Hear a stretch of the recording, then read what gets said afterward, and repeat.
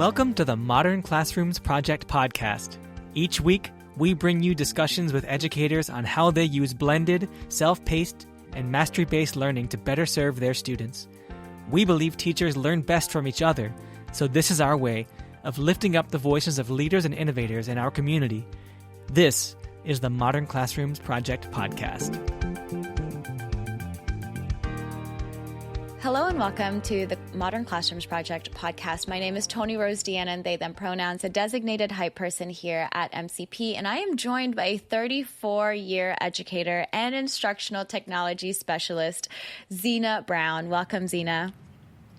Thank you for having me. I'm really excited to be here. Modern Classroom Project is like one of my Fab Five. And so just to be able to talk about it is a really thrilling experience. Yeah. And, I don't even know how we met really, but I know we've connected in person already. It was a Shades of Excellence Alliance meetup. Zena, we were on virtually. And then I was like, hey, I'm in Alabama. You're in Georgia. I'm going to go to this conference. Are you going to be there? And you said yes. So I was like, oh, bet. That's so cool. So that's kind of how you and I met. Now that I'm reflecting on it, it's just a really great journey there of how we got into each other's spaces. So, again, it's really exciting to be in this space with you so that we can memorialize some of the conversations that you and I have had off mic. And so thank you so much for saying yes to the podcast. And then before we get started, something that I really like to start with to kind of get us grounded is, what is bringing you joy currently? Oh, what is bringing me joy currently? Actually, I think the challenge of being a guest on the podcast today is kind of cool. I am working on stretching myself and moving into different spaces. So taking the challenge of being on the podcast is like exciting, a little nervous, but still exciting. So I think that's what I'm going to go with. And I do have all my kids, which they're all home from school. That's always exciting too. But I like this idea of, okay, let's do something different today. Yeah, no, it's a conversation, right? Like you and I have kikied it up a lot. The difference is that we've hit record so that folks can kind of hear conversations, right? So, tell us more about who you are and how you started your MCP journey. So as you said, I'm an educator. I've been in education 34 years. Originally, I'm from Grand Rapids, Michigan. So it was a little different when I moved to Atlanta. I moved with two of my sisters, and I began as a fifth grade classroom teacher in a school called Clara Maxwell Pitts, which has since been plowed down to the ground. It's a field, and it did not have air conditioning. So I taught in Atlanta in a school with no air. From there, fifth grade to eighth grade to middle school. And then they decided they're going to start putting computers in the classroom. And my eighth grade students, we all kind of like came together and said, Miss Brown, or was Miss Fleming then, but they were like, you really like computers. We kind of think you should look at that computer stuff. And so from there, I pursued my master's in instructional technology. I became an instructional technology specialist. And it is, as a matter of fact, when I started, I think there were 8 of us that all started at the same position. And I am the only one that is still an instructional technology specialist coach. So I've gone from the school system to now I'm at Kennesaw State University with a group called I Teach. And we are instructional technology specialists, but as everything, we've morphed into coaching instructional technology specialists, creating curriculum for different corporations that have an educational arm, as well as working with different school systems in different states. So that's where I am for today. Next month, it may have morphed into something else. No, I really love the different types of hats that you have worn throughout your education journey. And so, I'm really curious as well of like, how did you hear about MCP? Because you were kind of like a lone wolf in Georgia for a while, right? So this is really bad. I am notorious for clicking on stuff on my Facebook page. And so I feel like it must have come across and I clicked, no, it was the Edutopia. There was an article about Edutopia and it talked about Modern Classroom Project. And I will be a rabbit down a hole following something. And in that 34 years, there's always some new way to teach, and people were talking about personalized learning. And it was like a moment in the sense that I felt like Modern Classroom Project made personalized learning, self-paced learning, mastery-based learning just manageable. Like a teacher could do this. You can bring this into your classroom, because everyone makes it fuzzy going, yeah, you'll have 34 kids and everyone will be in a different place. And if you're a good teacher, you can manage it. And it was just like, there are tools that need to be involved in it. And that's what Modern Classroom Project was for me. This is a space where students can move at their own pace, but have that check-in and that support from their teacher. Yeah, that Edutopia got a lot of views. Folks really, really love that Edutopia, and it's such a great resource for folks to also just see, witness, and hear what Modern Classroom could look like in their classes, right? So thank you for sharing that. I too was an educator who clicked on all the things and wanted to see all the things, figure out what I could implement in the classroom myself to make it a little bit more exciting and inclusive and innovative, right? So thank you for sharing that. Now, for this episode, we're talking about Eduprotocols, right? And this was something that you and I were having brunch or breakfast one morning. And, we were talking about your skill set, and you had mentioned Eduprotocols. And now, mind you, this is new for me, new-ish. I've heard our community talk about Eduprotocols, but I myself don't know much about it. So I'm really curious about learning more about this Eduprotocols. So before anything else, what is Eduprotocols? What is the core idea behind it? And then how do they complement self-pacing? Because you said like, oh man, this works really, really well together. Mm-hmm. So Eduprotocols is a framework. So they're really kind of insistent, like frameworks, as opposed to this is an activity. And it combines those 4 C's of critical thinking, collaboration, creativity, and lost my little 4th C, but those 4 C's are in there. And they are one I like because they're named frameworks. So you tell your class, this is the framework that we're getting ready to engage in. And because you take the time to make sure they understand the process, they know what you're getting ready to do. And particularly in a self-paced environment, if they get to where their assignment is, like in Modern Classroom Project, they're going to see, oh, I need to do a sketch and tell. So I know the steps, I know the amount of time, I know the tools that I need, and I know the content that I'm supposed to display in this particular assignment. There's probably 16 or so different frameworks. Each framework has something called a recipe card. And so the students are able to say, oh, I do this individually.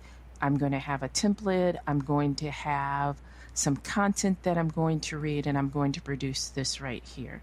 And it's been really exciting in working with some of my teachers to see the students come in and be like, oh, we're doing a new unit, so we must be getting ready to do the Fast and Curious activity, which means we're going to make sure we know all of our vocabulary and our concepts. Like, they're anticipating it.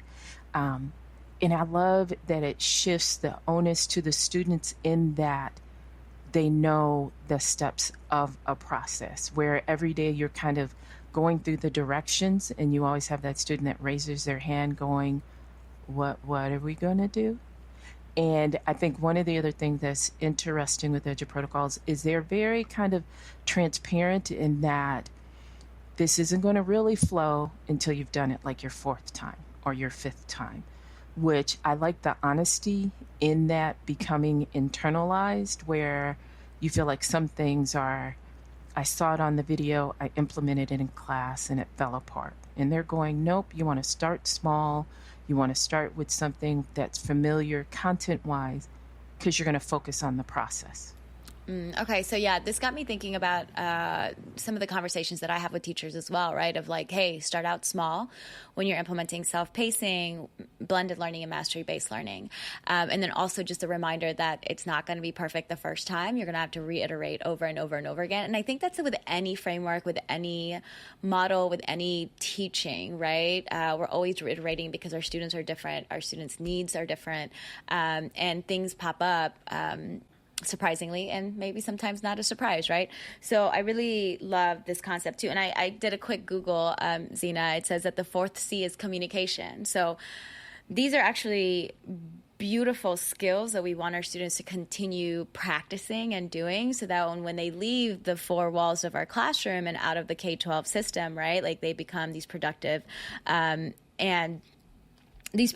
individuals, right, and positively productive, if that makes sense. So like the whole concept of critical thinking, collaboration, creativity, and communication. I love that. And so how did you come across Eduprotocols? Because I know that you had said like, hey, I help my teachers actually implement Eduprotocols. So how did you come across it? You know what it's going to be. I think it showed up on my Facebook feed. There's no way around. I know. And you know, once you click, now that I've got all these things coming, but I do think it was on my Facebook feed. But the other thing that I want to say about Eduprotocols in Modern Classroom Projects, both, is their Facebook groups. So I put those into my top 2 spaces where you can enter those groups and people will share. They will share their lessons, they will share their struggles, they will share their ideals. And so that's what started me into this, hearing that there were frameworks. And then I know it sounds silly, but just having them have names, because now when I go in a classroom and say we're going to do a sketch and tell, it's like they know what's going on. They know. I watched a teacher do something and a student got out of, I actually had asked the student to go help other people because they were finished. And the teacher was like, why are you out of your seat? And I was like, because he can go and help other people. That means instead of 2 teachers in the classroom, there's now 3. Oh, wait, another person's done. Now there's 4 teachers in the classroom. And so Eduprotocols lends itself to that too, of the collaborations of students helping other students with the content and checking their work themselves. And I'm glad that you brought up MCP, our model as well, right? You know, we had talked about, I'd ask about self-pacing. How would that work, Zena? Like, how does that look as far as, you know, the different types of activities with Eduprotocol and then self-pacing? So some of the activities would be our kind of collaboration. You need a partner or whatever, but other activities are done individually. So something like a sketch and tell. So you're given a video. So we did it with constructive and destructive forces. So it was like a 30-second video, and then the students watched this situation and they had to identify by drawing whether they felt it was a constructive or a destructive space. And then if you have someone who's in the same place as you are on your the tracking with Modern Classroom Project, then you can discuss with them and have dialogue about why this is my point of view. And then you're going to summarize on your own. So those people that are in the same spot as you, they create a space where you can have collaboration, you can check each other's work or encourage. I want something different than check each other's work, but you can have someone check your progress, give you feedback. That I think is a better way to say it. And so the activities can be that way, where if we're in the same spot and we need to do an Iron Chef activity, then I'm going to pick someone that's in the same spot. Most of the activities take place over a day. So if the next day your partner's in a different place, you're okay because you would have had the time to complete that activity. Oh, okay. Yeah. I'm seeing a lot of enhancing each other's frameworks, right? Like that's incredible. And now I'm curious too, you know, you talked about the Facebook group. Thank you for giving our Facebook group a shout out, because there are now over 20,000 teachers in there. And like you said, constantly sharing resources, questions, challenges, all of those good things. So now I want to go check out Eduprotocols to see like, hey, how's that group going? So thank you for, you know, putting me on for that. So, you know, what are a couple of your favorite Eduprotocols, and how do they specifically enhance a self-paced learning environment? We're going to keep going back to this self-paced learning environment, only because, like you said, it really does enhance the self-pacing piece, and then there's this collaboration piece as well, right? Zena, the concept or the thing that you brought up about collaboration is so important, right? Because we want students to collaborate authentically and even like, intentionally as well, right? Or like us telling them like, hey, now you're working in this group together. But I love that there's ownership of like, let's look at the pacing, the progress tracker and see who's all there. So then we can create our own group. You don't actually have to wait on the teacher to create the group for you, right? So yeah, tell me your favorite Eduprotocols, and then how does it enhance the self-pacing environment? So I think one for me that's like in the critical space is the fast and curious. So this can be done through quizzes, GimKit, some type of space where it can be self-paced. And it's a space where students are learning the vocabulary and the concepts. One of the things we were finding this year is students didn't have the academic language for what they were learning, which becomes an issue because the assessment is going to use the academic language.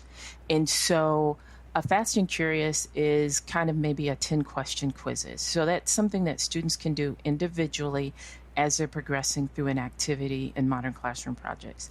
Now, we also kind of made it a little competitive so that at different points, we would look at like the class average. So if you're a teacher that has multiple math classes, then students can look at, okay, this is the average for this class or that class. So I had one student come in, like he threw his book bag on the counter, like, let's get to going, because I see the other class is 2 points closer to us percentage-wise, so we need to sit down and focus.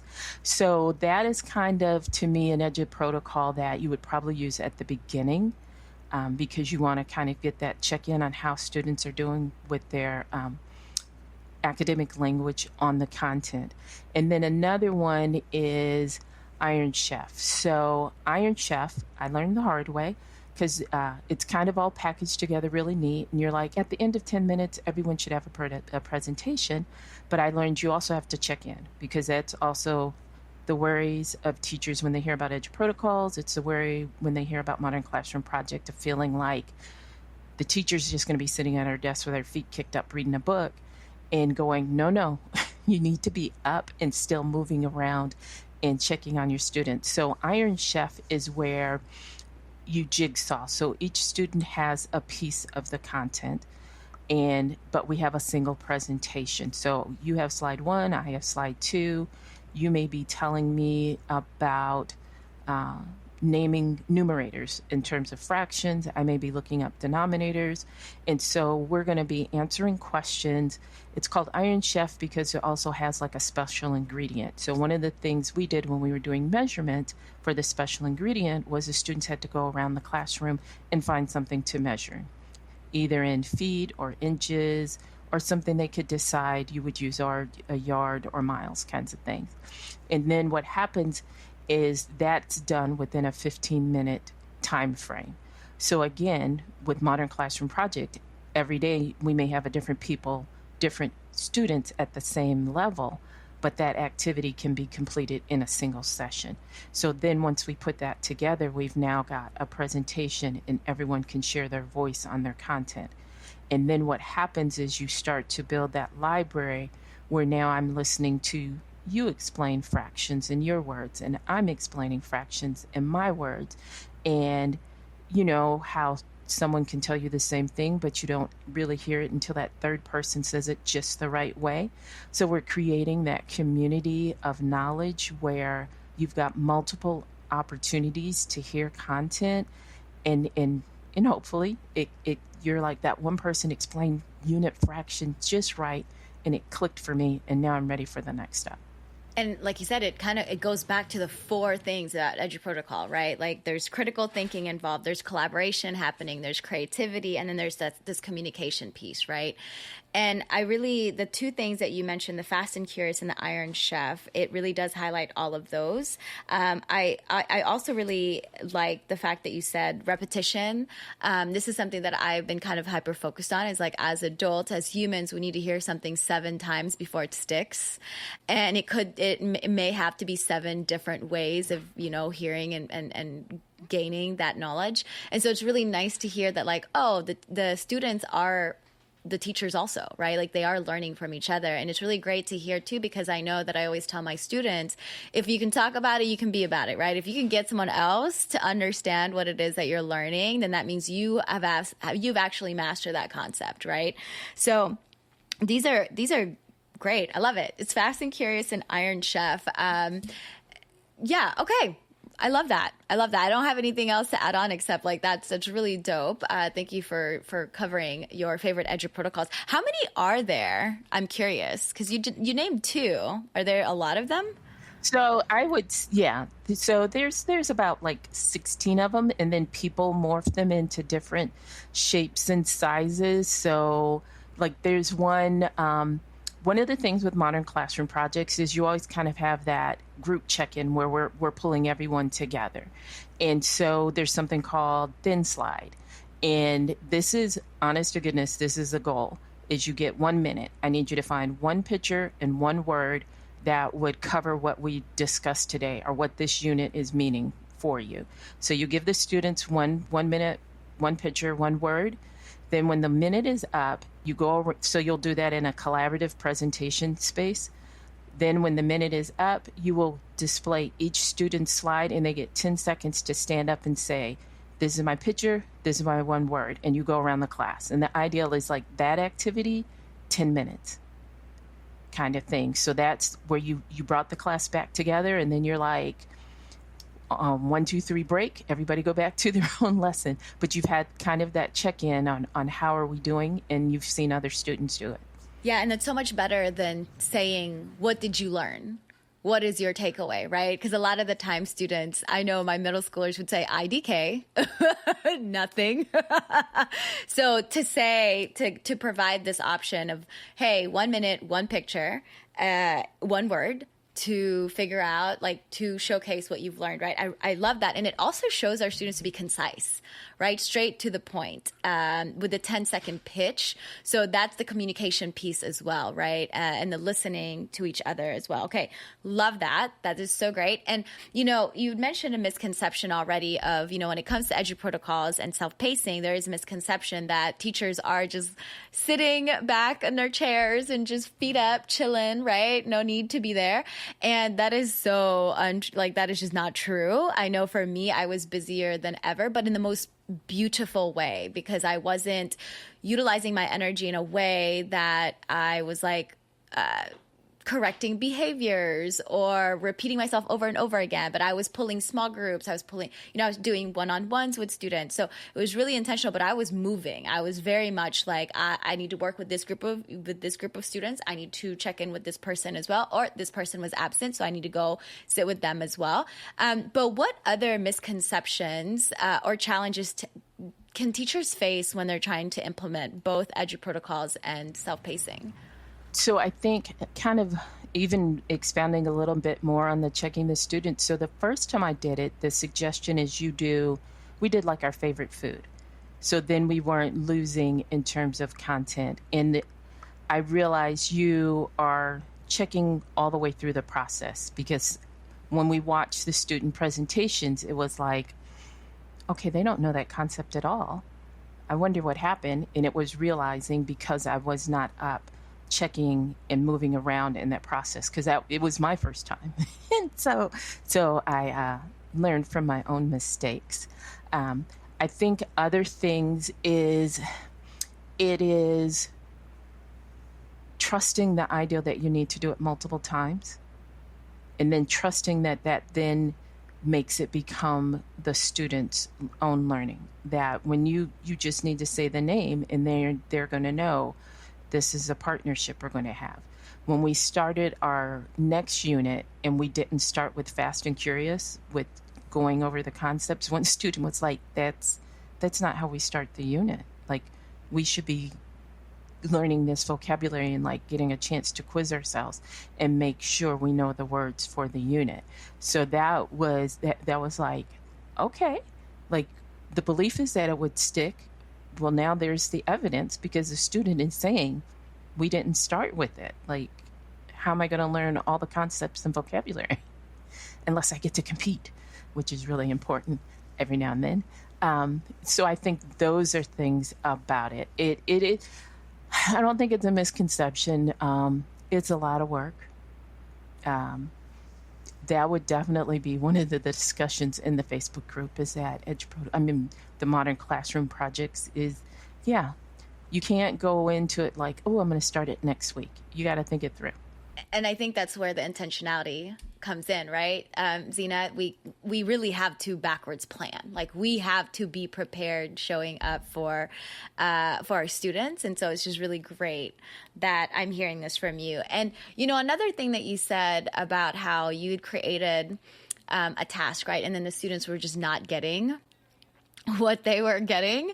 And so what I was thinking too is, something that I tell my educators all the time is like, if you have a task, go do that task. So you know exactly what you're doing. Hi, we have a guest. Hello.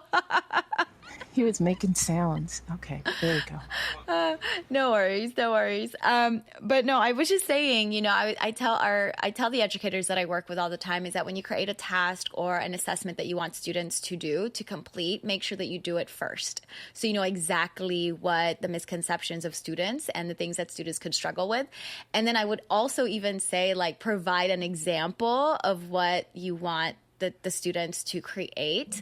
And so that they know, so that you wouldn't waste time of like, oh, wait, I asked this, but then nobody got it. So I don't know what the missing piece was, but yeah. So as you were explaining that or discussing that, one of the things that stuck out to me, and it's probably from an educator I met on Facebook, she has the students turn their assessment over and allows them to write things that they know that she didn't ask them during the assessment.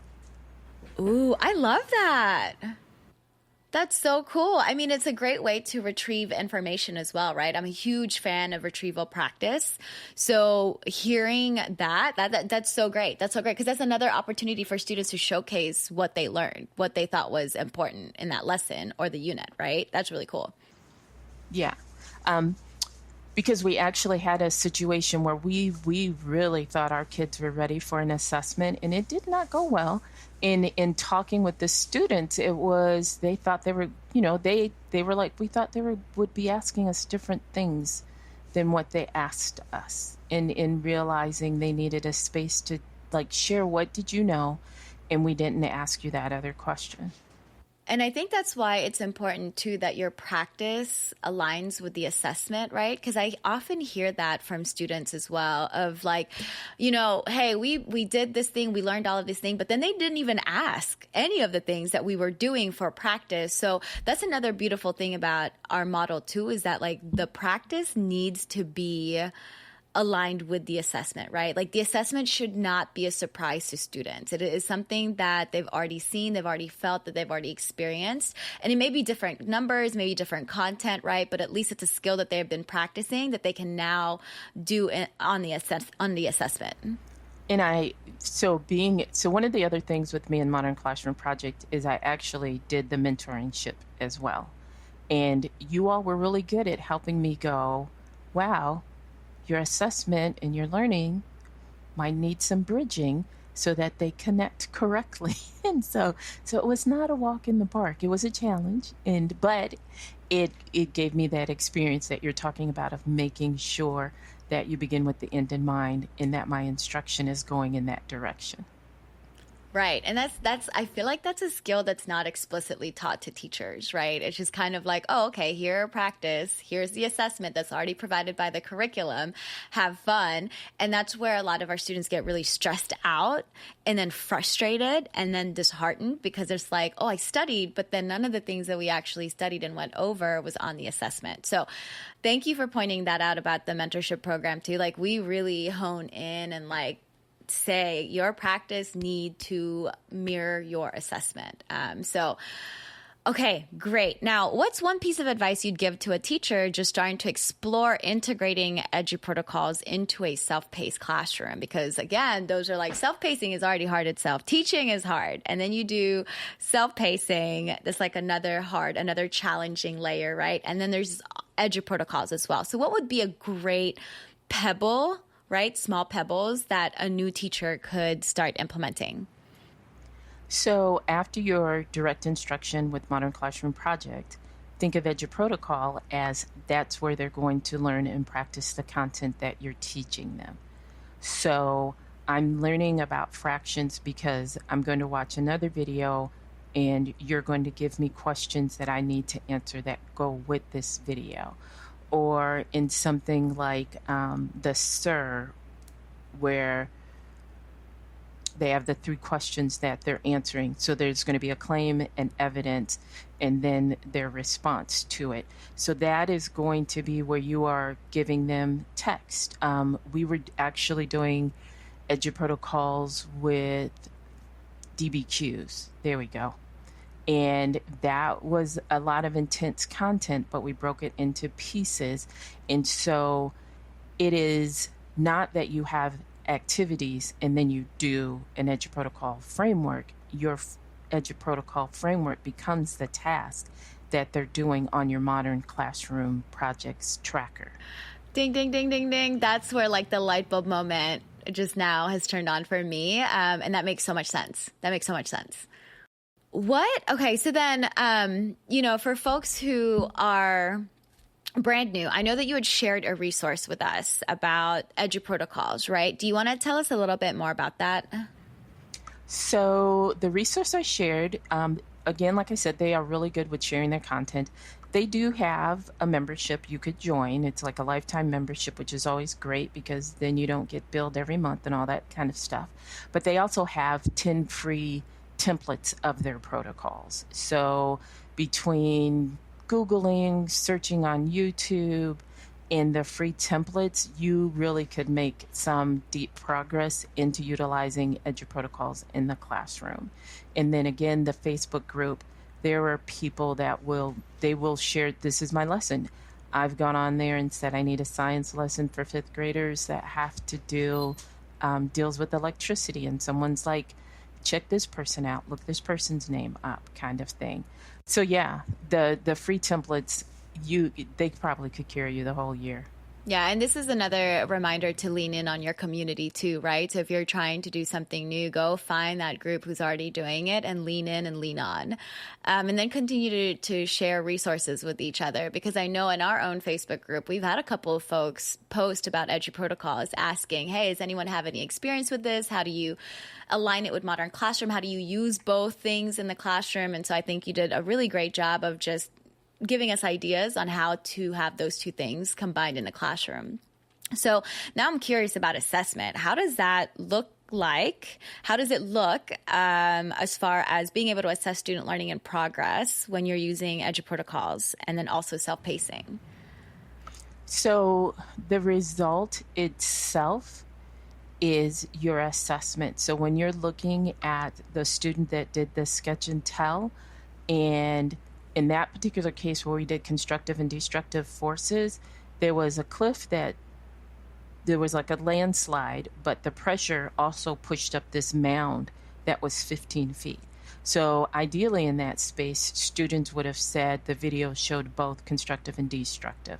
So the activity, when they're summarizing their thought, is creating the content that you're going to look at as in terms of evidence of their learning. You're going to be looking at the picture that they drew and how did they explain what they saw.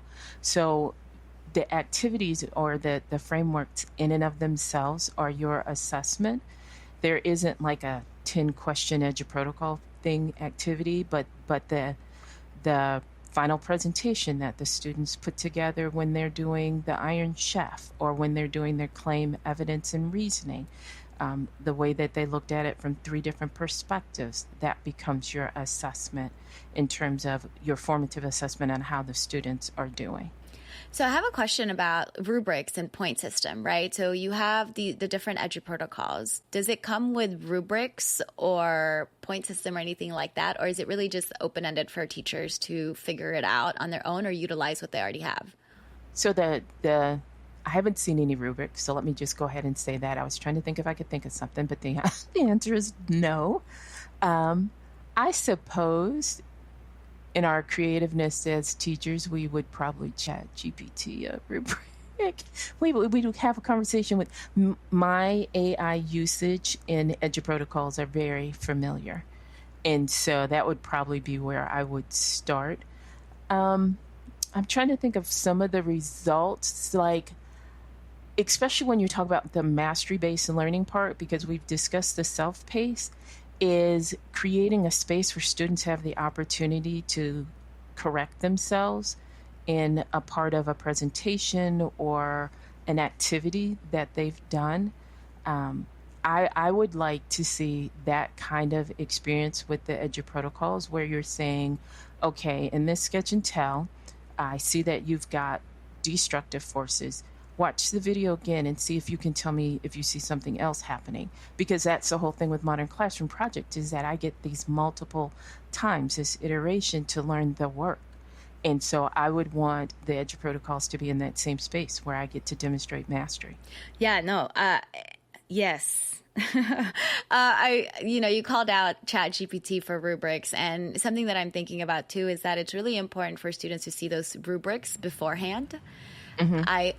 Y'all, please show the rubrics before the unit ends. Like, if anything, that was part of my intro for my units in my classes. Is like, hey, this is a rubric. This is what you're going to be graded on based on the assessment that we have. This is also your assessment. So you know from day one of that unit what the assessment is and what the rubric is. And then there are also times where my students would look at the rubric and they'd give me feedback and say, like, this doesn't make any sense. This doesn't align. How do you do this? How do you do that? So then creating this space, again, to collaborate, to communicate, to critically think and analyze something that a teacher is creating, but a student has now feel empowered and advocate for their needs and their curiosities, right? So I really highly recommend y'all have the rubric ready before you roll out the unit in front of the students so that students are aware of how they're going to master what they're going to master in your unit. Okay, so please, please, please have those rubrics out. Another thing that I had a question about, a follow-up, is that are there exemplars? So for example, you're talking about the tell and sketch, right? That's what it's called. Am I Sketch and tell. Sketch and tell. I was messing it up. Okay. Sketch and tell. Is there an exemplar where students can see, oh, this is what it's supposed to look like? Or is it open-ended because there is that creativity part of Eduprotocols? So there would be, for the teacher, examples that they can see ahead of time, and a lot of the Eduprotocols, because again, this is going to be maybe at the beginning of your school year where you're going through the process. So you're going to be demonstrating and modeling for them. There's one called 8 Parts, where it's sort of the 8 parts of speech. And you start out with an academic picture and a 3-sentence word. And then from there, we're going to model what are nouns that describe what's going on, what are verbs that are describing what's going on, what are interjections, and then the students are going to create a paragraph. But the idea with Eduprotocols is that first time you're going to lead the students, and then that second time we're going to collaborate, and that third time we may fill out the framework, but then you're going to do the final activity yourself. So what I would say is that as you get into this, there's probably going to need to be some whole group spaces in your tracker where you're saying, let me introduce a new framework to you. And then when you see it further down the tracker, you're going to know what it is. But I might have to stop and do that whole group. Yeah, and I was even thinking you could do that whole group and record a video so that students can go back and rewatch that framework, right? Like, hey, we did it live, and here's a quick 3-4 minute video that you can watch to refer whenever you need to. I am all about having a video so that I don't have to repeat myself.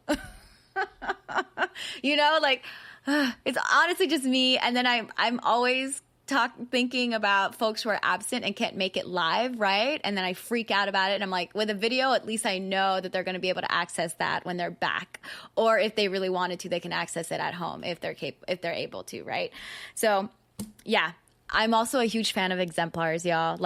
I was forced to make exemplars when I implemented the model, and it changed just my teaching and learning practice, because I was like, oh, I'm actually creating this piece where students can see what it could look like. It doesn't stifle the students' creativity, but it gives them a little bit more guidance of oh, this is what you expect from me, right? Because what we don't want to happen is that you create a task for a student, and then they don't understand it. It's not clear, and then they have have to redo it again because the instructions and the instructions weren't clear. So that we are like the common denominator in that case. So it's like, let's go ahead and have clear, transparent expectations and exemplars so that students feel less afraid to try something. Okay. What a great conversation. Okay. Well, Zena, what do you hope to see in the future and what goals do you have? Oh, wow. What do I hope to see in the future and what goals do I have? Well, I just finished my coaching endorsement. Heck yeah. Congratulations. That's so exciting. Yeah, I know. We had talked about that. So that's done. And it was sort of, I had someone else go, oh, let's pick another one to do. And actually, right now, I'm kind of taking a pause in terms of adding more stuff to my certificate. But in terms of just education, is really kind of coming up with a partnership with the AI community and how it can be used in the classroom. Like many teachers, a lot of our passions about education have to deal with almost our own children. And so we spoke. I have a daughter who has dyslexia and a couple other things, and she was in a mastery-based space. And one night she had a headache, and she talked to her teacher, and because it was mastery-based, it was like, it's okay if you don't have it done today. You've got when it needs to be done. And she was so excited. And then she had a situation where the assignment was give us all the answers possible for this assignment. And she did 2. And they sent it back and said, let's stretch yourselves. So she did 4. And they sent it back again. So what I like to tell people is that she learned the flexibility of mastery-based instruction, but she also learned the responsibility in mastery-based instruction. And so it's hard to go in a classroom and be like, these 6 kids failed. And I'm like, but we couldn't give them another opportunity. And so that's something I also kind of want to see if I can kind of gently slide in with some of the educators that I work with of going, maybe not every assignment, but let them know this particular assignment's going to be kind of a mastery-based experience. And just see how they react when they go, wait, I got 6 wrong, but you're saying I can do it again? So that's something I look forward to. Well, I mean, I could tell you how they react, Zena. They'd be like, no, I don't want to do it again. And that is a piece of our brain that needs to be worked on, right? Because I think, again, we did not create space and time for students to revise in the classroom. We always expect them to do it on their own. And so students always, for me, my experience anyway, they opted to not do revisions. But I do love no, we're going to keep trying. You're going to keep trying. You're going to keep trying. You're actually not going to get it right the first time all the time. And that's part of life, period. Right. So I think having those opportunities, like you said, in the classroom, in the learning experience, in the learning environment, so that students can see how that feels to revise until they get the concept, right? So it's really cool. And, another thing that you said too, of we're always talking about our own kids. And then I was like, and if we don't have kids like myself, I'm always thinking about me as a child, right? Like, what did I need in the classroom that I did not have that I could create for students now and for the future? And so it's always going back to my own kids or me as a kid myself, right? So thank you again for that. And I'm also hoping for that experience. I'm hoping that all students get that experience of I can try again, and you're not gonna fail me, right? You're not bashing me. You're not making me feel bad. It's no, mistakes are part of the learning, and you're going to keep trying until you get it. So thank you for that. So Zena, how can our listeners connect with you? Well, I am ZL Brown Schools with an S on all platforms. I worked really hard. I was like, I want something where whatever you do, that's what I'm going to be. Heck yeah. That was one of the pieces of advice for me when I started doing my social media presence for my own classroom, was keep the same name. so that people are not trying to look for different names and different platforms. So have the same name all throughout the different platforms. So listeners will have that in the show notes, so you don't have to do any Googling. I always say that. But, Zena, thank you so much for this conversation. It was really lovely spending time with you. And again, just recording our conversations, because we've had really insightful and powerful conversations. So thank you so much for sharing your experience and expertise with us. Thank you. I appreciate this. Again, like I said, it moved me a little bit out of my comfort zone, but that was great. I'm really excited with myself. And as always, I enjoy chatting with you, having you be reflective. You challenge me. So this is always an exciting space, and I grow each time. Yes. Thank you. Oh, and I meant to tell you too, off key. Yeah, y'all listeners, I can ramble on. But I was just, you and I were talking about you getting your coaching certificate. I got my my teaching certificate reinstated for the state of Georgia. So I'm really excited about that. I don't know what I'm going to do with it, but I am so stoked to have that back, because it has been 10 plus years since I've gotten my Georgia license. Yeah, so I just let it expire, and then it's been expired for 10 years. 2013 was when it expired. So I was like, ooh, time. It's time. I don't know what it's time for, but it's just really exciting to get my teacher's cert back. So that's really because I had to renew mine. And normally I do it in January because it expires in June. And just with everything, I didn't start the process until the 1st of May, and I had to turn in a form. And within 24 hours, they were like, your certificate is renewed. So there's some magic going on down there where things are happening quickly. Yeah, it was really fast. I think within like 2 weeks I'd gotten it, but I had to send them different documentation. But for the most part, I was just like, oh, that was easy peasy. I thought it would take a longer time, but that's dope that it didn't take longer. So, okay, well, yay. Congratulations to both of us. Thank you for sharing all your wins, and I will talk to you later. Thanks, Zena. All right. Listeners, remember you can always email us at podcast@modernclassrooms.org, and you can find the show notes for this episode at podcast.modernclassrooms.org. We'll have this episode's video uploaded on Modern Classroom's YouTube channel and transcript uploaded by Friday, so be sure to check back to access those. Also, we are asking our listeners to leave a review if this podcast has been helpful in supporting you to create a human-centered learning environment through a blended, self-paced, and mastery-based model. It does help other folks find it. Thank you all for listening. Have a great week, and we'll be back next Sunday. Thank you so much for listening. You can find links to topics and tools we discussed in our show notes for this episode. And remember, you can learn more about our work at www.modernclassrooms.org, and you can learn the essentials of our model through our free course at learn.modernclassrooms.org. You can follow us on Twitter, Facebook, and Instagram at Modern Class Proj. That's Proj. We are so appreciative of all you do for students and schools. Have a great week, and we'll be back next Sunday with another episode of the Modern Classrooms Project podcast.